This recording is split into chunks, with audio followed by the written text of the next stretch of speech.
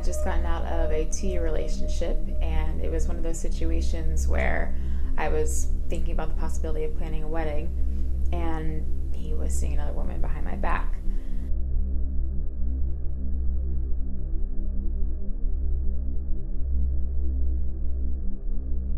It was devastating for me, and I really thought he was the one, but then it all came crashing down. I went through a phase of depression and self-pity, and it took me a few weeks to get myself back together again. And my friend recommended that I look into this dating website that she used to meet her current boyfriend. And I had met him before, and he seemed like a really nice guy, so I thought that I would give it a try and maybe I could find a nice guy of my own.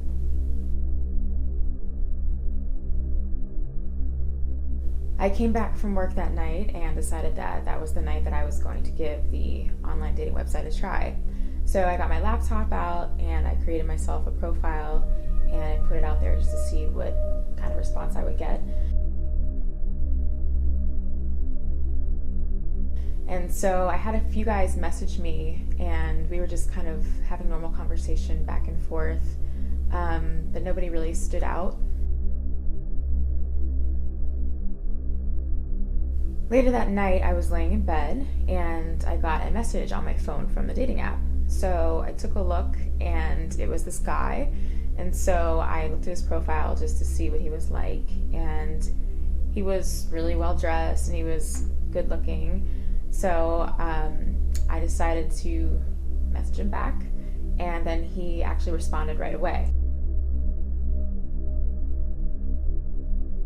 So we started messaging back and forth, and we really started to connect. That night, we actually ended up talking on the phone, and he told me that he also had just gotten out of a really long relationship. And then there was something about this guy that just kind of stood out to me more than the others. He came off as really genuine and really kind-hearted. We talked on the phone for hours that night, and I had almost been late for work because of it. And I called my friend, and I told her that I had met this guy, and she was really happy for me. She was the one that was there for me the most when I went through the breakup. I told her that we had exchanged numbers and that we had talked on the phone for hours. And she said something to me that, now looking back, I probably should have listened to. She said that she usually waits a bit before she gives guys her phone number because she likes to get to know them a little bit better. She said that maybe I was looking to be with someone so badly that I was just jumping the gun. And when you're with someone for so long, you just get used to being with somebody. But she was right. I was probably going a little too fast with him. I should have gotten to know this guy a little bit better before I started dating him. And as I tell the story, I can look back and I can see the picture a lot more clearly. The first date that we went on was really great. We went to a really nice restaurant and everything went really well. And he came off as the really nice guy that I was looking for.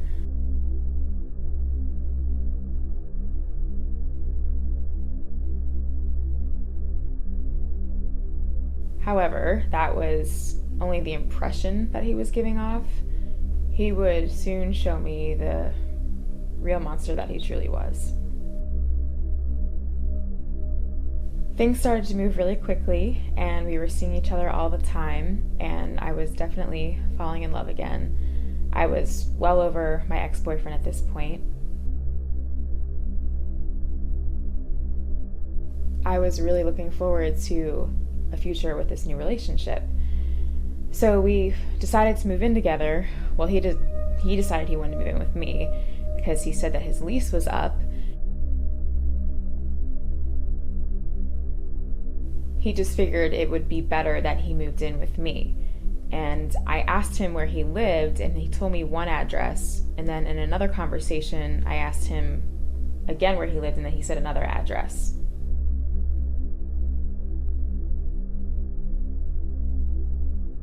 And that ended up being one of the worst decisions of my life. And even when we moved in together, that should have been a red flag. So many things that I overlooked just because I wanted to make it work. So he had been living with me for about a month, and that's when things started to get strange. One night we decided that we wanted to get Chinese food, so I asked him what he wanted, and I called the Chinese restaurant, and I placed the order. The delivery guy came, and he dropped off the food, and we go to the table to start to eat, and he reaches in and grabs his container, and he opens it, and then he just starts flipping out.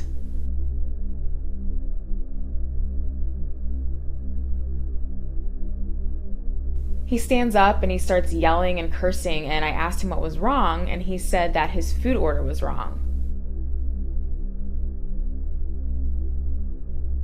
I could not believe that he was acting this way over food. And so he grabs his cell phone and he calls back the restaurant and starts screaming at them and yelling and asking who took his order.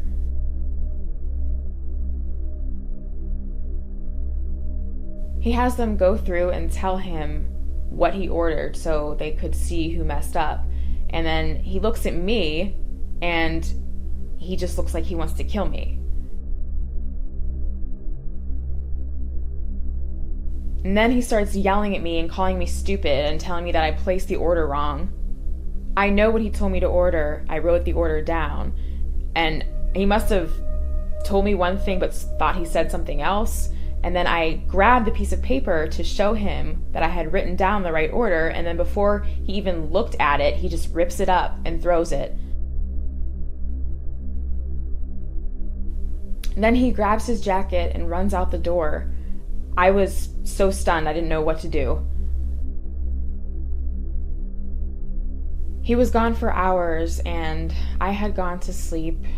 Well, I was pretending to sleep, and then he came home and he went to bed. And the next morning, he was up before me. And so I go out to the living room, and he's just sitting there watching TV like everything's normal. And he looks at me, and he takes this deep breath, and then he just puts his head down, and he tells me that he's sorry.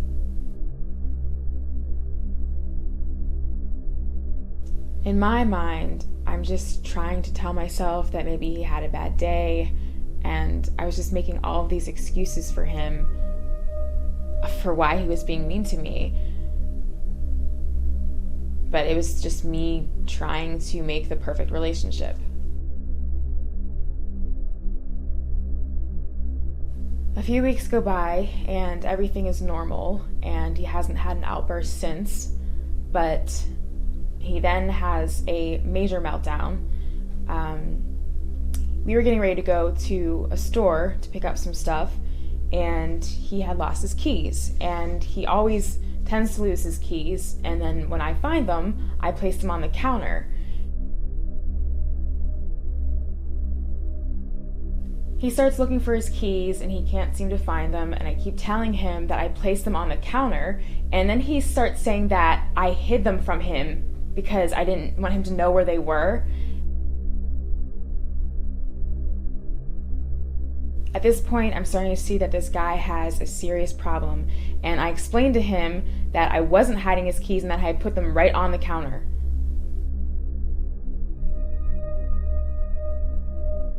So he takes the keys off the counter and he throws them at my face, and I'm turning my head, and then he ends up hitting me in the head with them.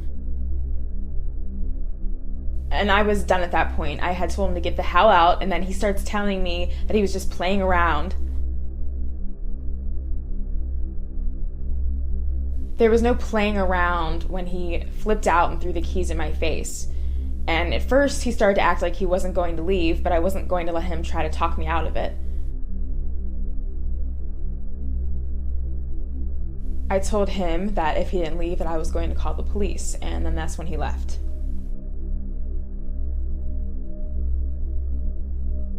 A few minutes after he leaves, I start to hear my car alarm go off, and I look outside and I see that my windshield is smashed in.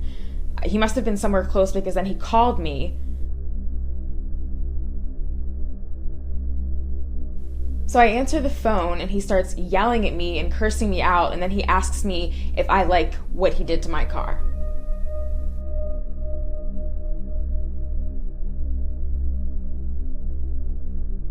So I just ended the call and I dialed 911.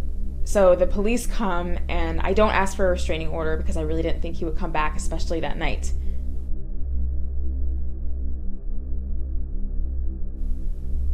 So that night I'm lying in bed, and he ends up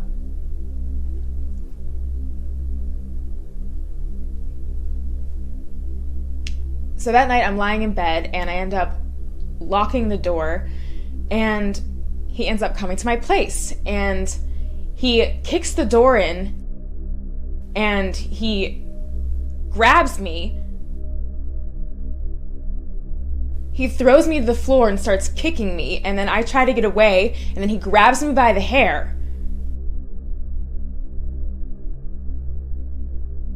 So I fall to the floor, and then he starts to grab me by my shirt, and he's pulling me. I was able to somehow pull his hand off of my shirt. I ran as fast as I could out of that apartment, and then I just ran across the street to my neighbor's place.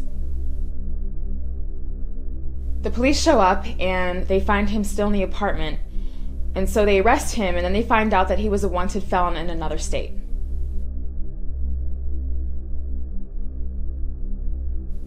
He went to jail that night, and that was the last time I had ever seen him or heard from him.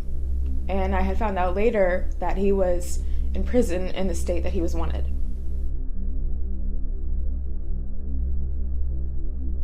Every once in a while, I'll be walking down the street or going to the grocery store, and I'll think that I see him, but then I get closer and then I realize that it's just somebody that looks like him.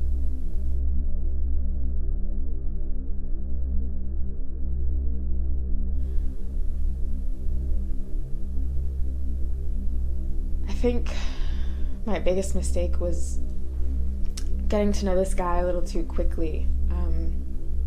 I let him get too close to me too fast.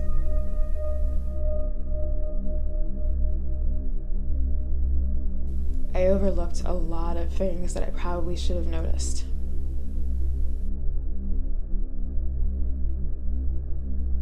It's something that I'll never forget, and it's something that I'll never let happen to me again.